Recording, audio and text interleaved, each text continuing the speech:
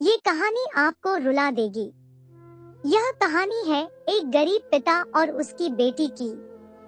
एक बार वह गरीब व्यक्ति अपनी बेटी को उसके स्कूल से लेकर शहर के एक महंगे होटल में पहुंचा। उस व्यक्ति ने फटे पुराने कपड़े पहने हुए थे और उसकी बेटी स्कूल की ड्रेस पहनी हुई थी। जब दोनों होटल के अंदर पहुंचे तो वेटर ने पूछा कि सर, आप क्या खाना पसंद करेंगे, आप अपना ऑर्डर बता दीजिए। तब उस व्यक्ति ने कहा कि आप मेरी बेटी के लिए एक प्लेट पाव भाजी ले आइए। वेटर ने कहा, सर आप कुछ नहीं लेंगे, आपके लिए भी कुछ लेकर आऊं।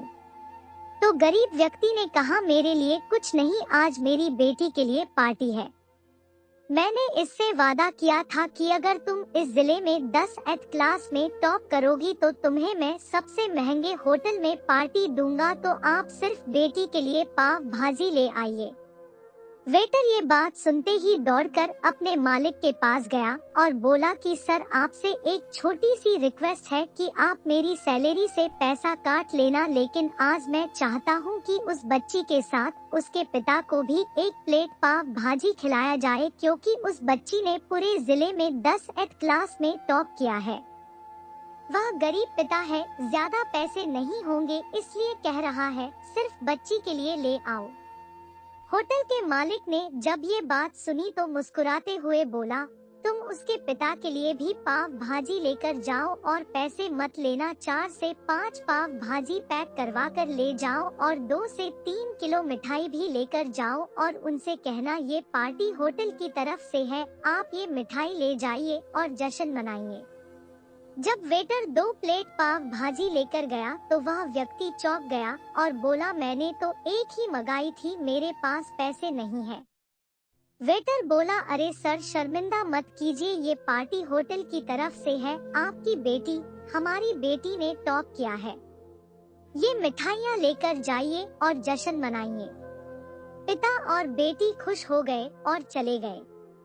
कई साल बीत गए। उस गरीब पिता की लड़की अब यूपीएससी की तैयारी करके कलेक्टर बन चुकी थी और इत्तेफाक से उसी शहर में उसकी पोस्टिंग हुई थी।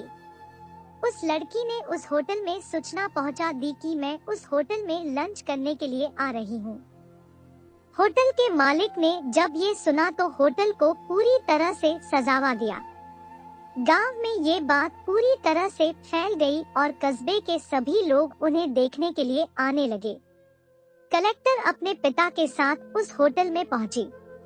कलेक्टर ने होटल के मालिक से कहा कि शायद आप मुझे पहचाने नहीं, हम वही पिता पुत्री है जो कि हमारे 10th क्लास टॉप करने पर आपने मुझे पार्टी दी थी।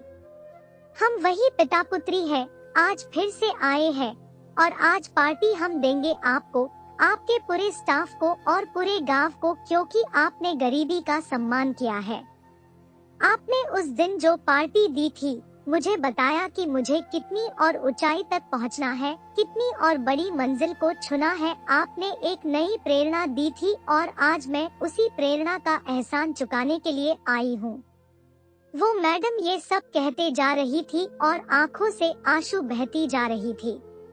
यह कहानी हमें सिखाती है कि कभी भी किसी गरीब का मजाक मत उड़ाना। हो सके तो उसकी मदद करना और अगर मदद ना कर सको तो उसका मजाक मत उड़ाना, क्योंकि वो सब देख रहा है। बनना है तो उसकी नजर में अच्छा बनिए। जहाँ भी रहिए कर दिखाइए कुछ ऐसा कि दुनिया करनी चाहे आपके जैसा।